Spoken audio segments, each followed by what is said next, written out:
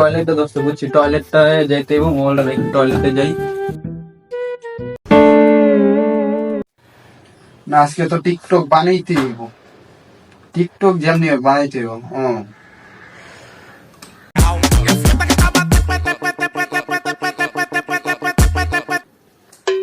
কিরে বুঝলাম না, বাথরুম ধরছে তুই না?